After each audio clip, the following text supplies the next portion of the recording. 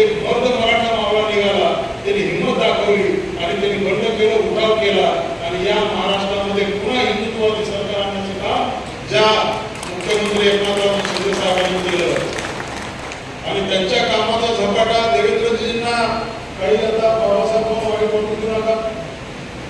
तुमच्या ताई नळावरचे भांडणं म्हणायच्या, मी करेक्ट कार्यक्रम करते अशा म्हणायच्या, पण आमच्या देवेंद्र भाऊंनी करेक्ट कार्यक्रम करून तुम्हाला जागा दाखवून दिली आणि तुमच्या अजितदादांना सुद्धा पटलं की या देशामध्ये या राज्यामध्ये आपल्याला जर विकासाच्या दिशेने जायचं असेल तर आपल्याला भारतीय जनता पक्षाच्या नेतृत्वामध्ये सरकारमध्ये गेलं पाहिजे.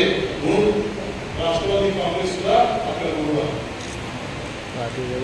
देवाला सुद्धा मान्य नसतात काही गोष्टी. आणि काल बघा एक निकाल आला, जी बाळासाहेब ठाकरेंची शिवसेना, जी आनंद दिघे साहेबांची शिवसेना, जी खरी शिवसेना, जो खोरा शिवसैनिक, त्याच्या ताब्यामध्ये ती शिवसेना दिली आणि धनुष्यबाण दिली. आता हे नियमार्थ मोकळा झाला, मग बाबासाहेब तुमचाही मार्ग मोकळा झाला, तुमचाही काढायला आणि शिवास पावते हे सगळे अजितदादाचेच आहे. ते फक्त आता एक 4-8 दिवसामध्ये निकाल लागेल. पण हे सगळं महायुतीचं सरकार आपण चालवत असताना आपण देशामध्ये माझ्या अगोदरच्या सगळ्या वक्त्यांनी नरेंद्र मोदींचं काम, राज्यातलं काम या सगळ्या गोष्टी सांगितल्या.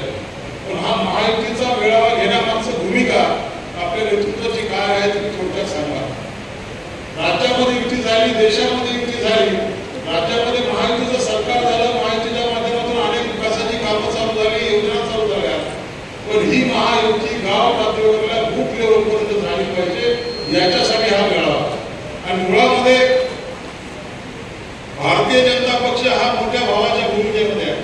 सगळ्यात मोठा पक्ष भारतीय जनता पक्ष असताना भारतीय जनता पक्षाने मनाचा मोठेपणा दाखवला, देवेंद्रने मनाचा मोठेपणा दाखवला आणि एकनाथरावजी शिंदे साहेबांना मुख्यमंत्री केले. याच्यामधून तुम्हाला लक्षात येते की भारतीय जनता पक्षामध्ये सत्तेपेक्षा, खुर्चीपेक्षा तत्वाला महत्व आहे, त्याच्यापेक्षा विकासाला महत्व आहे. म्हणून आपल्या देवेंद्र भाऊंनी सगळ्यांना कोणाला वाटत नव्हतं की आता मुख्यमंत्री देवेंद्र भाऊ म्हणून आम्ही सगळे मुंबईत होतो आणि अचानक तासभर अगोदर एकनाथरावजी शिंदे साहेबांचं नाव डिक्लेअर झाल्यानंतर आम्ही सुद्धा सगळे अक्षरशः आम्ही रडलो होतो. पण ज्यावेळेस आम्ही एकनाथरावजी शिंदे साहेबांना भेटलो, पहिल्यांदा आमदार म्हणून भेटलो, त्यावेळेस एकनाथरावजी शिंदे साहेबांचं दातृत्व बघितलं, कर्तृत्व बघितलं आणि त्याच्यातली कार्यकर्ता असलेला जिवंत कार्यकर्ता बघितला आणि त्यावेळेस वाटलं की आपल्या देवेंद्र भाऊंनी जी निवड केली आहे, आपल्या राष्ट्रीय नेतृत्वाने जी निवड केली आहे ते पण साथ आहे.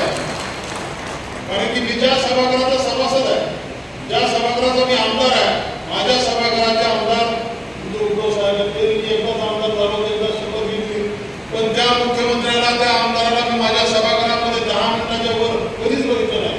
एवढे अधिवेशन झाली पण आमचा माजी मुख्यमंत्री किंवा मुख्यमंत्री कधी आमच्या सभागृहात आला नाही.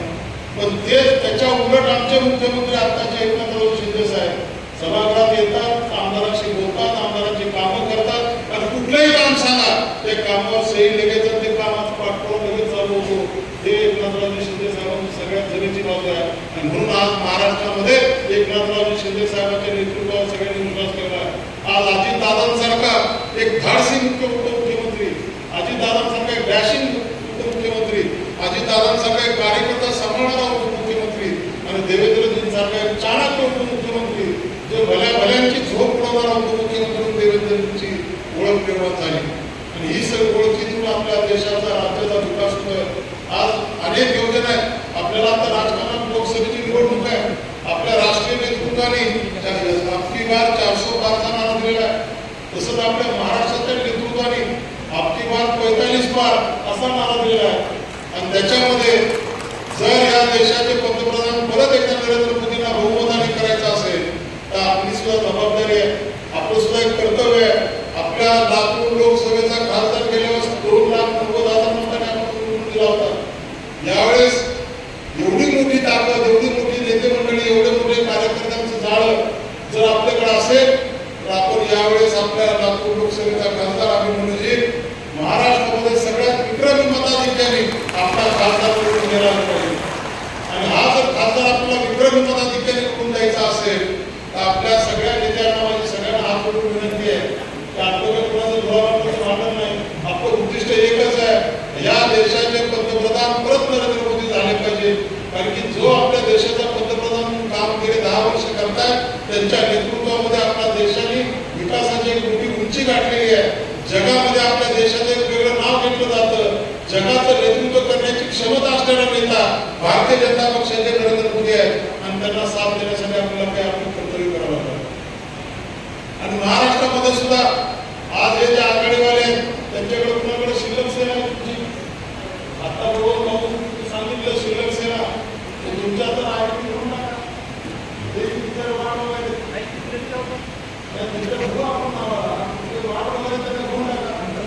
आता पहिले आपल्याकडे एवढे झाले एखाद्याला शिवसेनेला कधी वाटली भाजपने राष्ट्रवादी आहे राष्ट्रवादी आमच्याकडे या अनेक पर्याय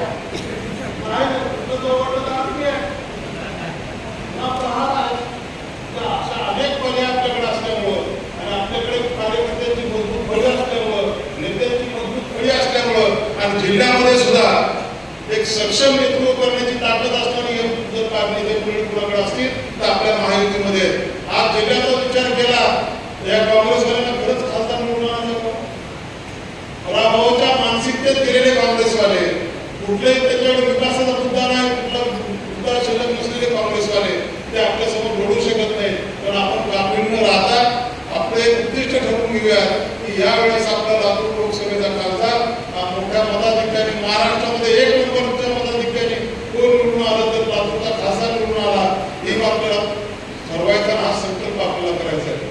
याच्यामुळे माझ्या सगळ्या कार्यकर्त्यांना विनंती आहे प्रत्येक गावामध्ये भाजप आहे शिवसेना आहे राष्ट्रवादी आहे आरपीआय आहे आपण सगळेजण भाऊ आहोत. आपल्या गाव लेवलच्या सुद्धा आपल्या सगळ्या कार्यकर्त्यांना माझी विनंती आहे की सगळ्यांनी एकत्र येऊन आपल्याला ही निवडणूक लढवायची सगळ्यांनी एकत्र येऊन मतदान प्रक्रियेमध्ये जायचं आहे आणि आपल्याला सगळ्यांना मिळून आपल्या इतक्या वैयक्तिक लाभाच्या योजना मिळालेला कुठला मतदारसंघ आहे महाराष्ट्रामध्ये देशामध्ये वैयक्तिक लाभाच्या सगळ्यात जास्त योजना आपल्या सरकारच्या काळामध्ये पोहोचलेल्या आहेत. ते उज्ज्वला गॅस असेल आपलं पीक विमाचं योजना असेल आपली महिलांच्या अर्धा तिकिटाची योजना असेल अजून आपले घरकुला असतील पीएम किसान योजनेची सन्मान निधीची योजना असेल नमो सन्मान निधीची योजना असेल आपल्या राज्याच्या आणि केंद्राच्या वेगवेगळ्या योजना ते गायगोठा असेल विहिरी असतील घरकुला असतील गावामधल्या अनेक छोटे मोठे विकासाची कामं असतील या सगळ्या माध्यमातून आपल्याला लाभार्थ्यांपर्यंत पोहोचायचं आहे. त्या लाभार्थ्यांना आपल्या प्रवाहामध्ये आपल्या विचारामध्ये नरेंद्र मोदींच्या विचारामध्ये घ्यायचं आहे. याच्यासाठी सगळ्यांनी मिळून मिसळून काम करूया एवढंच आपल्याला या प्रसंगी मला विनंती करायची आहे. इथून पुढच्या काळामध्ये हा पहिला मेळावा आहे. इथून पुढच्या काळामध्ये आपल्याला महिना 1.5 महिन्यामध्ये लोकसभेच्या निवडणुका लागणार आहे. प्रचाराची रणधुमाळी चालू होणार आहे. आपल्याकडे असलेलं कार्यकर्त्यांचं जाळं आपल्याकडे असलेली कार्यकर्त्यांची संघटनात्मक ताकद